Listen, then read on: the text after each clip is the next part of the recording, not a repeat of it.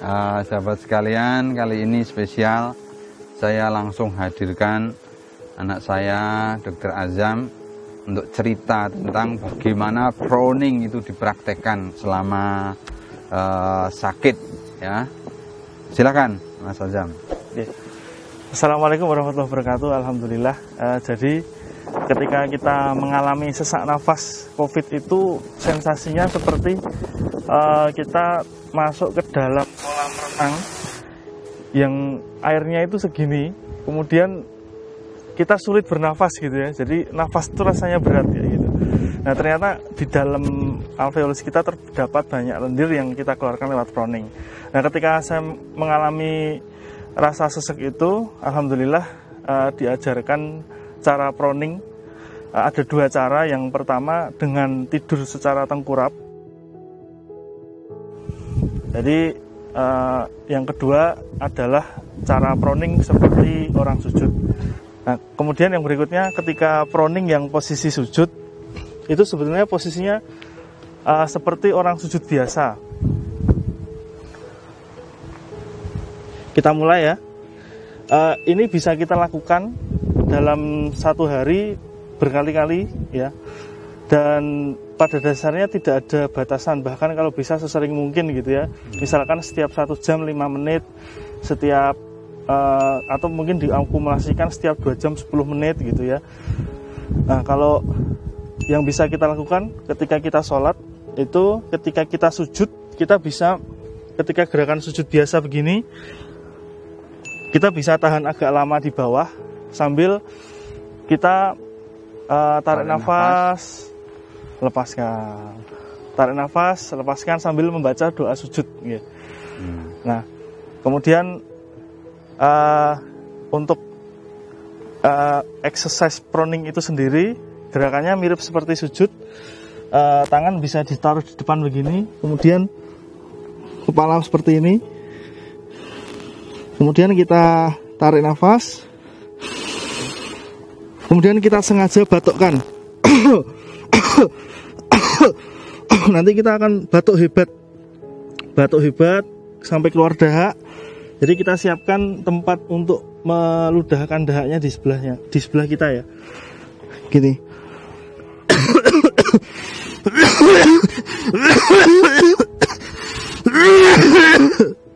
Masya Allah. Kemudian kita ludahkan. Jangan lupa tetap pakai masker ya ketika proning ya. Kemudian lagi kita lakukan seperti ini terus.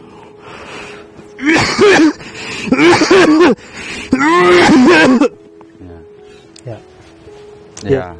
Jadi teman-teman sudah saksikan langsung ya. Beliau melakukan itu selama sakit COVID ya, dirawat berapa lama? 29 hari. Masya Allah ya. Dan saya mengulas sedikit tentang bagian paru-paru. Jadi kalau paru-paru itu ada salurannya namanya bronkus ya. Bronkus itu letaknya lebih depan dan lebih atas. Coba, lebih depan dan lebih atas. Sehingga posisi proning yang pertama itu bagian dari belakang paru-paru itu akan mengalir ke bronkus. Kalau proning yang gaya sujud itu sudah dapat dua-duanya.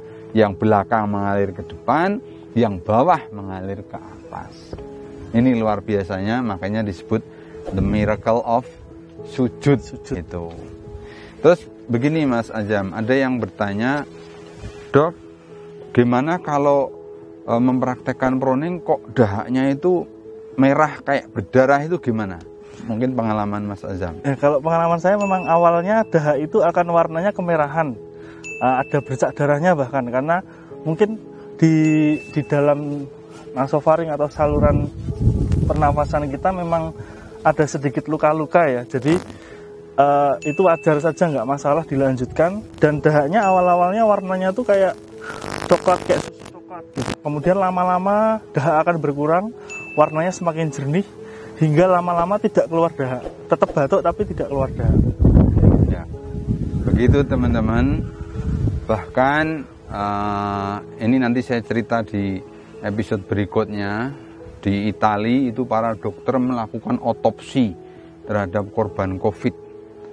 Dan itu memang menemukan fakta bahwa yang terjadi itu bukan gelembung parunya yang kolaps seperti yang diduga sebelumnya.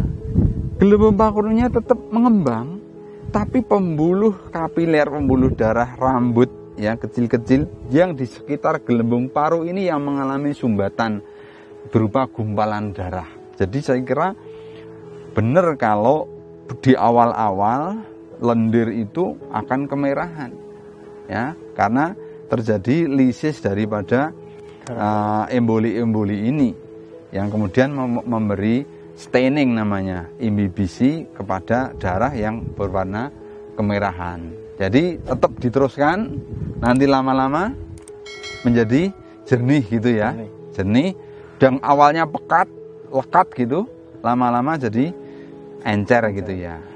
Demikian teman-teman, sekali lagi semangat bagi yang sedang kena COVID. Ini survivornya sudah testimoni, terus latihan dengan Browning. Terima kasih.